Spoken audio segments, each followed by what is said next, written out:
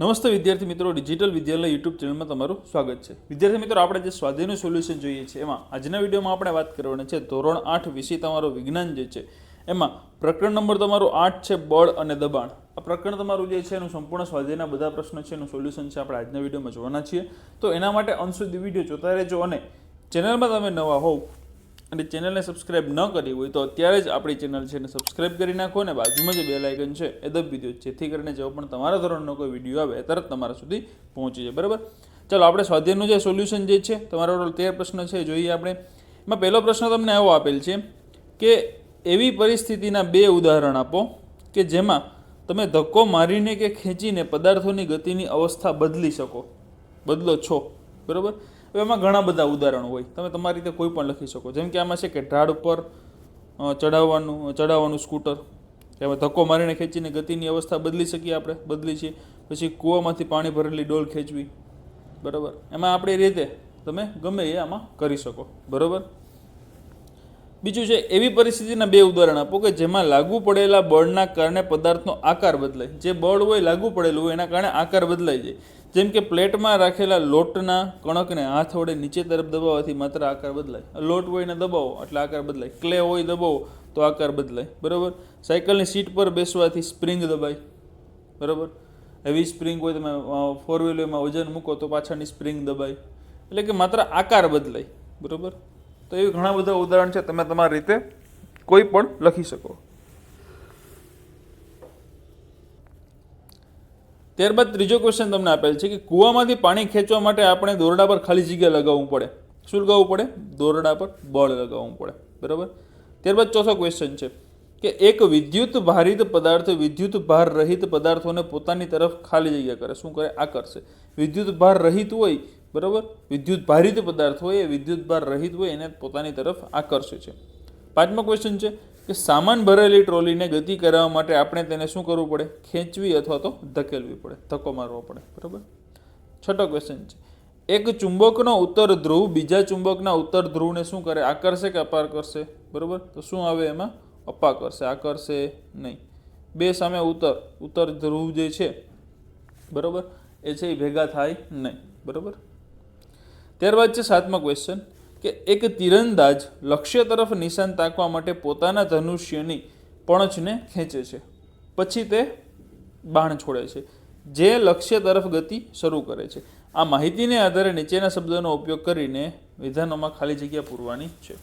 હવે ધનુષ્યને ખેંચવા માટે તીરંદાજ બળ લગાડે છે, જેના કારણે તેના ખાલી જગ્યામાં ફેરફાર થાય। શેમાં ફેરફાર થાય? તો કે જેના કારણે ધનુષ જે છે એના આકારમાં ફેરફાર થાય। શેમાં? આકારમાં। બરાબર, ત્યારબાદ છે બીજું કે ધનુષ્યને ખેંચવા માટે તીરંદાજ વડે લાગુ પડેલ બળ એ ખાલી જગ્યા બળનું ઉદાહરણ છે।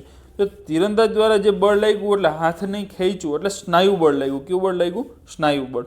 બરાબર, ત્યારબાદ છે ત્રીજું બાણની ગતિની અવસ્થા બદલવા માટે જવાબદાર બળનો પ્રકાર એ ખાલી જગ્યા બળનું ઉદાહરણ છે।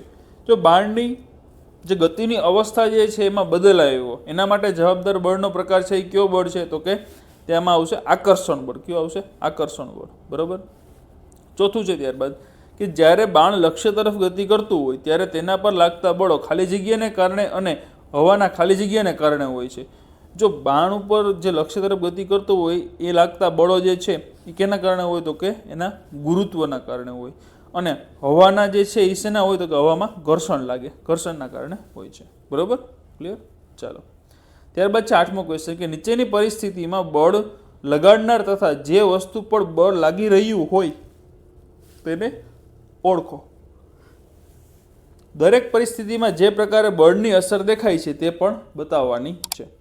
હવે પેલું છે કે રસ કાઢવા માટે લીંબુના ટુકડાઓને આંગળીઓ વડે દબાવવા, ટૂથપેસ્ટની ટ્યુબમાંથી પેસ્ટ કાઢવી, દિવાલમાં જડેલા એક હૂંકથી લટકાવેલી સ્પ્રિંગના બીજા છેડે વજન લાગવું। બરાબર, તો આપણે આ જે પરિસ્થિતિઓ છે એ બળ લગાડનાર, જે વસ્તુ પર બળ લાગી રહ્યું છે તે, એને આપણે અલગ અલગ વસ્તુમાં લખીએ। હવે પેલા વિવિધ પરિસ્થિતિ છે, 4 પરિસ્થિતિ છે ABCD। બરાબર, 4 પરિસ્થિતિ છે। હવે બળ લગાડનાર કોણ છે? પેલું છે કે રસ કાઢવા માટે લીંબુના ટુકડાઓને આંગળી વડે દબાવવા, તો એમાંથી બળ લગાડનાર કોણ છે? તો કે આંગળીઓ। એમાં બળ લગાડનાર કોણ છે? આંગળીઓ। હવે કોના ઉપર બળ લાગે છે? તો કે લીંબુના ટુકડાને દબાવીએ છીએ તો લીંબુના ટુકડા ઉપર બળ લાગે છે। અસર શું દેખાય? તો કે લીંબુને દબાવતા એનો આકાર બદલાય છે ને તેમાંથી શું થાય છે? રસ નીકળે છે ને છાલ સંકોચાય છે। બરાબર, ત્યારબાદ બીજું શું છે તો કે ટૂથપેસ્ટની ટ્યુબમાંથી પેસ્ટ કાઢવી. હવે આપણે ટ્યુબ જે કાઢીએ છીએ તો બર આપણે કેના વડે લગાડીએ છીએ તો કે આંગળીઓ વડે લગાડીએ છીએ. કોની ઉપર લગાડીએ છીએ તો કે ટૂથપેસ્ટની ટ્યુબ ઉપર. અને એમ અસર શું દેખાય બળ લગાડ્યા પછી તો કે ભાઈ પેસ્ટ બહાર આવતા ટૂથપેસ્ટનો આકાર છે એ બદલાય છે. બરોબર. ત્યારબાદ ત્રીજી પરિસ્થિતિ છે કે દિવાલમાં જડેલા એક હૂંકથી લટકાવેલ સ્પ્રિંગના બીજા છેડે લટકાવેલું વજન. તો વજન કોના ઉપર? બળ લગાડનાર કોણ છે તો કે જે વજન લટકેલું છે એ બળ લગાડ છે. કોની ઉપર બળ લાગે છે તો કે એમાં જે સ્પ્રિંગ જે છે એની ઉપર બળ લાગે છે. અને રિઝલ્ટ શું આવે તો કે સ્પ્રિંગની લંબાઈ છે વધે છે. બરાબર. ત્યારબાદ છે ઊંચો કૂદકો લગાવતી વખતે એક ખેલાડી દ્વારા એક નિશ્ચિત ઊંચાઈનો એટલે કે બાર અવરોધ પાર કરવો. હવે પાર કરે છે અવરોધ, બરાબર, ઊંચી કૂદમાં, તો બળ કોના ઉપર લાગે છે તો પગથી બળ લગાડે છે એટલે કે સ્નાયુ બળ લાગે છે. કેવું લાગે છે? સ્નાયુ બળ. કોની ઉપર બળ લગાડે છે કે જમીન ઉપર ધક્કો મારીને પછી ઊંચો કૂદકો મારે તો બળ કોના ઉપર લાગે? જમીન ઉપર લાગે છે. અને પરિણામ શું મળે તમને? અસર શું દેખાય તો કે ખેલાડી છે એ બળ લગાવતા ગતિની અવસ્થા જે છે એની બદલાય છે. બરાબર, ક્લિયર?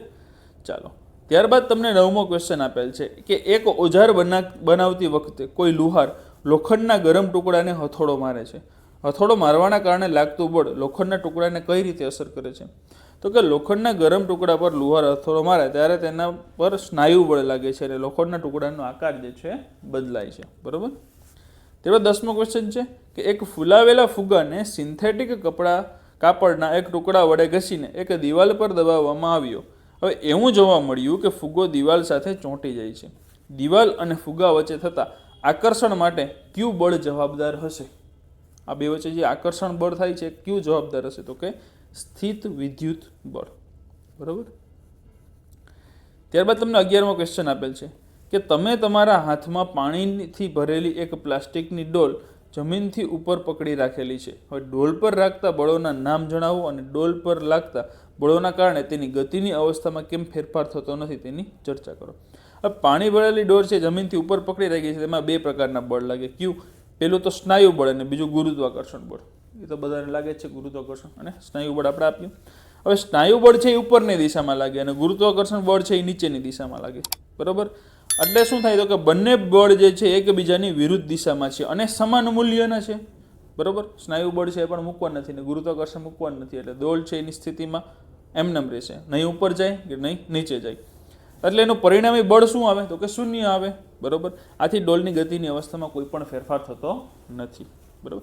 માની લો તમે ડોલ ઉપરથી મૂકી દો તો નીચે વહી જાય. બરાબર. પણ ડોલ તમે સ્થિર પકડી રાખો તો જેટલું ગુરુત્વાકર્ષણ બળ લાગે છે એટલું જ તમે સામે સ્નાયુ બળ આપો છો, એટલે પરિણામી બળ તમને શું જોવા મળે? શૂન્ય જોવા મળે. એટલે ડોલની અવસ્થામાં કંઈ પણ જાતનો ફેરફાર થશે નહીં. ત્યારબાદ 12મો ક્વેશ્ચન આપેલ છે કે કોઈ ઉપગ્રહને તેની કક્ષામાં તરતો મૂકવા માટે એક રોકેટને ઉપર તરફ પ્રક્ષિપ્ત કરવામાં આવ્યું.